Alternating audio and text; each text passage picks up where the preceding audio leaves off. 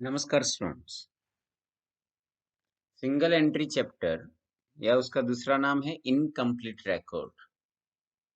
आपको पता चल गया होगा इनकम्प्लीट रिकॉर्ड क्यों हम बोलते हैं, क्योंकि सिर्फ सिंगल एंट्री हुई है। और अकाउंट में हम कौन सा अकाउंट पढ़ रहे हैं? हम पढ़ रहे हैं double entry book keeping system. अब हर एक ट्रांजेक्शन की डबल एंट्री होनी चाहिए, लेकिन आपने सिंगल एंट्री की है, इसलिए वो इनकम्प्लीट रिकॉर्ड है। चलिए उसके कुछ एमसीक्यूज डिस्कस कर रहे हैं। क्या लिखा है?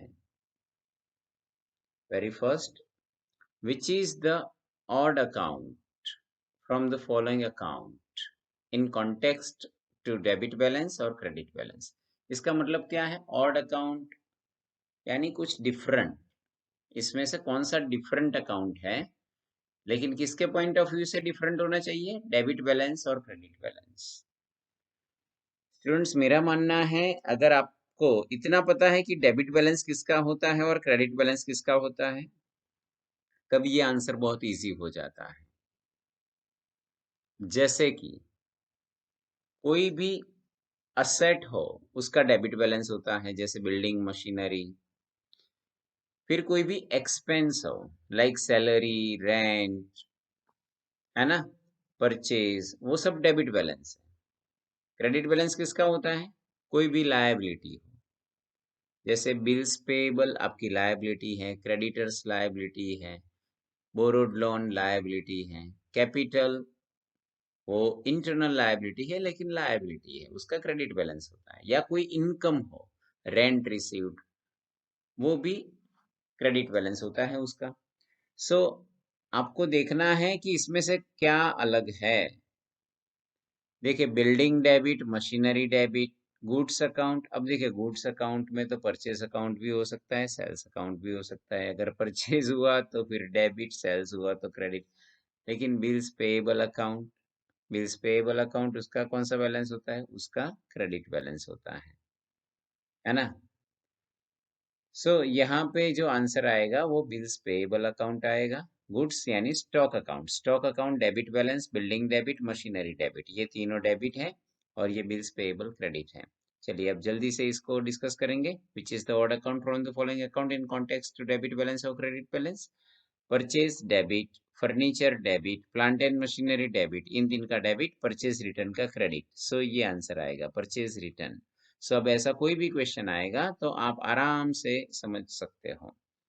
इन प्योर सिंगल एंट्री ओनली, देखिए प्योर सिंगल एंट्री जो होती है ना, उसमें ज्यादातर फोकस किया जाता है कैश बुक में, है ना। कैश बुक ये सब्सिडरी बुक का एक पार्ट है। सो कैश बुक पे ज्यादा फोकस होता है। So in pure single entry only cash book is kept of subsidiary book, cash book तो आएगा। And personal accounts are kept in the ledger. So आपका आंसर होगा कैश बुक और यहाँ पे पर्सनल अकाउंट्स, ये आपका आंसर होगा। लेकिन अगर पॉपुलर सिंगल एंट्री की बात करें ना, तब आपका आंसर होगा ऑल सब्सिडरी बुक्स, क्योंकि इसमें हम सब सब्सिडरी बुक्स को कंसीडर करते हैं। लेकिन प्योर सिंगल एंट्री में हम कैश बुक पे ज्यादा फोकस करते हैं। ओके, सो इसमें आंसर होगा ऑल सब्सिडरी बुक और इसमें होगा cash book and personal accounts. In single entry system क्या आंसर होगा इसमें? Only one effect is given to each transaction. नहीं, ऐसा नहीं है कि हर एक ट्रांजेक्शन के लिए हम सिंगल इफेक्ट देते हैं। Every transaction has two effect. हर एक ट्रांजेक्शन की डबल इफेक्ट कर दे, ऐसा भी नहीं होता। Some transactions have two effects, while some have only one effect, and certain transactions have no effect. देखिए, ये हो सकता है क्योंकि सिंगल एंट्री सिस्टम में क्या है, कुछ फिक्स नहीं होता। हमने कुछ ट्रांजेक्शन कंप्लीट भी किए हो सकते हैं, कुछ ट्रांजेक्शन हमने कंप्लीट नहीं किए यानी आधे रखे, सिंगल इफेक्ट दी। और कुछ ट्रांजेक्शन हमने रिकॉर्ड ही नहीं किए, ये भी हो सकता है। That's why it is called incomplete record. So ये सी आंसर है आपका। इन प्योर सिंगल एंट्री मैंने बता दिया ना कि प्योर सिंगल एंट्री होती है तब कैश बुक पे फोकस करना है आपको। Only cash book is kept. Bad debt return, bad debt return ये जो है ना आपकी इनकम है। बैड डेट रिटर्न का मतलब क्या होता है, पास्ट में कोई हमारा कस्टमर होगा, वो इंसॉल्वेंट हो चुका होगा, बैड डेट्स हमने रिकॉर्ड किया होगा और उस कस्टमर का अकाउंट हमारे वहां से हमने निकाल दिया होगा और फिर वो पर्सन ने हमें पैसे वापस दिए, जो कलेक्शन करना था ना वो दिया, उसे बोला जाता है बैड डेट्स रिटर्न। लेकिन इसको हम कहाँ पे क्रेडिट करते हैं, इसको हम करते हैं P&L अकाउंट में credit, profit and loss account. Generally, depreciation on fixed asset is calculated on which balance? So, fix asset पे डेप्रिसिएशन हम ओपनिंग बैलेंस जो होता है ना उस पे ही हम कैलकुलेट करते हैं। जो फिक्स असेट का ओपनिंग बैलेंस होगा उस पे हम डेप्रिसिएशन कैलकुलेट करते हैं, जनरली बोला है, जनरली। ठीक है, next. To find out credit sales, देखिए आपके लिए मैंने एक छोटा सा यहाँ पे लेजर डेटर्स का और क्रेडिटर्स का बनाया है। देखिए ये छोटा सा इसलिए मैं बोल रहा हूँ क्योंकि इसमें बहुत सारी इंफॉर्मेशंस होती हैं, लेकिन मेनली ये 4 इंफॉर्मेशंस आपको पता होनी चाहिए। डेटर्स का डेबिट बैलेंस होता है, इसलिए यहाँ से स्टार्ट करते हैं बैलेंस ब्रॉट डाउन और यहाँ पे लिखते हैं क्रेडिट डाउन। और फिर अगर आपने क्रेडिट सेल्स किया तो डेबिट होगा और कलेक्शन हो गया तो क्रेडिट। इसके अलावा क्रेडिट साइड बहुत कुछ आता है, जैसे बैड डेट्स आता है, जैसे डिस्काउंट अलाउड आता है, फिर पर सेल्स रिटर्न आता है, ये सब क्रेडिट होता है। लेकिन मेन आपको इस 4 पे फोकस करना है, अगर इसमें से कुछ मिसिंग है तो आपको फाइंड करना है। डेटर्स के केस में क्रेडिट सेल्स मिसिंग हो सकता है, कलेक्शन मिसिंग हो सकता है, ओपनिंग क्लोजिंग।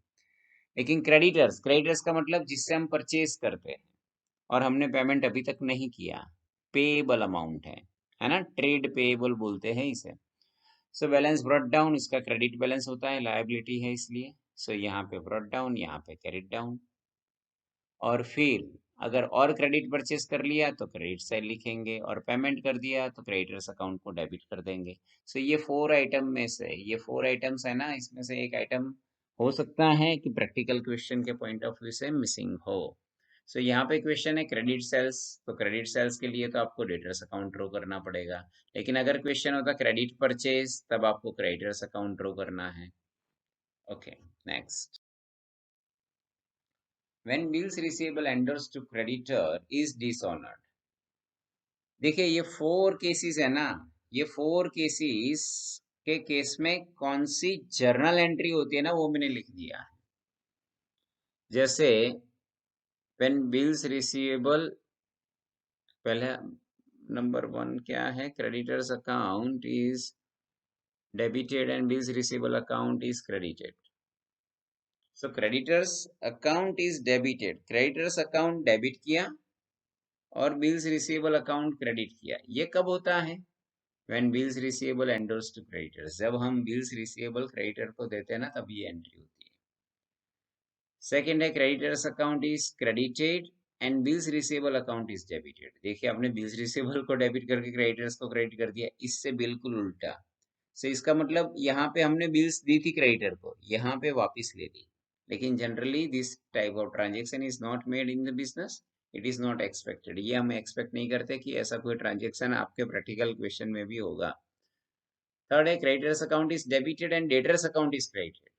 सो creditors account debit, debtors account credit. इसका मतलब क्या है कि जब when debtor is accepted to pay amount to creditor, जब कोई डेटर ये बोले कि इस क्रेडिटर को मैं पेमेंट कर दूंगा, तब हम क्रेडिटर्स का अकाउंट डेबिट कर देते हैं और डेटर्स का अकाउंट क्रेडिट कर देते हैं। ये सब केसेस में डिस्कस कर रहा हूँ ईच एंड एवरी, कि आपको पता चले कि ये एंट्री कब हो सकती है। Last one, creditors account is credited and debtors account is debited.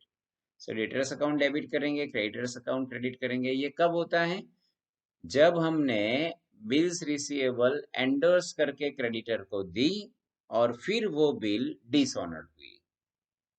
When bills receivable endorse to creditor is dishonored. So यहाँ पे क्या लिखा है, when bills receivable endorse to creditor is dishonored. ये किस केस में होगा, इस केस में creditor account is credited and debtor's account is debited. Next. To find out credit sales, ये तो repeated question है, credit sales आएगा। क्रेडिट सेल्स करने के लिए सॉरी डेटर्स अकाउंट ड्रॉ करना पड़ेगा। And bills receivable endorsed to creditors is dishonoured, ये भी रिपीटेड क्वेश्चन है। देखिए ये यूनिवर्सिटी में ऐसे रिपीटेड क्वेश्चंस ही आते हैं। So bills receivable endorsed to creditor is dishonoured, so इस केस में क्या करना है, debtors account debit, creditors account credit.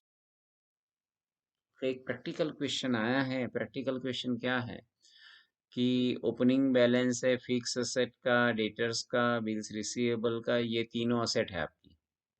फिर क्रेडिटर्स एंड बिल्स पेबल ये लायबिलिटी है। सो ये तीनों असेट है ना, जो फिक्स असेट लिखी, फिर डेटर्स, फिर बिल्स रिसीवेबल लिखा, फिर क्रेडिटर्स एंड बिल्स पेबल यहाँ पे लिखा।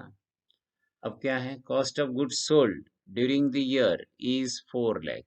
हमने कितना सेल किया है, 4 लाख रुपीज का जो सेल किया है ना, उसकी कॉस्ट इतनी है 4 lakh. Closing stock is rupees 50,000 and purchase is rupees 4,20,000। Then opening balance of capital, देखिए कैपिटल हमें फाइंड करनी है, ये आपका आंसर है, लेकिन इसको फाइंड करने के लिए रिमेनिंग बैलेंसेस आपको चाहिए। अब ये जो इन्फॉर्मेशन दी है ना, closing stock, purchase and cost of goods sold, ये इसके लिए दी है, क्योंकि कॉस्ट ऑफ गुड्स सोल्ड की एक फॉर्मूला है, opening stock plus purchase minus closing stock. अब देखिए आपके पास क्लोजिंग स्टॉक है, परचेज है, कॉस्ट ऑफ गुड्स सोल्ड है, तो उसको रख दीजिए। कॉस्ट ऑफ, देखिए कॉस्ट ऑफ गुड्स सोल्ड ये है ना, वो 4 लाख हो जाएगा। आपके पास ओपनिंग स्टॉक यहाँ पे वो फाइंड करना है। देखिए ये जो है ना, ये सब कुछ लास्ट ईयर के पॉइंट ऑफ व्यू से होगा। ये क्लोजिंग स्टॉक 50,000 है ना, वो वैसे ही नहीं दिया, ये लास्ट ईयर के पॉइंट ऑफ व्यू से है। Cost of goods sold during the year, so current year का क्लोजिंग स्टॉक आपका, करंट ईयर का क्लोजिंग स्टॉक 50,000, करंट ईयर की परचेज 4,20,000। सो इसको मैनेज कर लिया। ओपनिंग स्टॉक आपका बिगिनिंग ऑफ द ईयर 30,000 होगा। सो ओपनिंग बैलेंस स्टॉक का 30,000। चलिए अब ये कंप्लीट, फिर यहाँ से यहाँ पे और फिर ये डिफरेंस। सो इन शॉर्ट इसमें हमें क्या कैलकुलेट करना था, बिगिनिंग ऑफ द ईयर कितना स्टॉक था, वो स्टॉक हमने रखा, फिर ये सारी असेट्स का टोटल, वही टोटल इस तरफ होता है, उसमें से ये माइनस कर दिया, कैपिटल मिल गई। सो स्टेटमेंट ऑफ अफेयर्स हम किस लिए प्रिपेयर करते हैं, आप सबको याद होगा, कैपिटल फाइंड करने के लिए। कैपिटल फाइंड करने के लिए देखिए और एक क्वेश्चन है यहाँ पे, why opening statement of affair is prepared to find out opening balance of capital।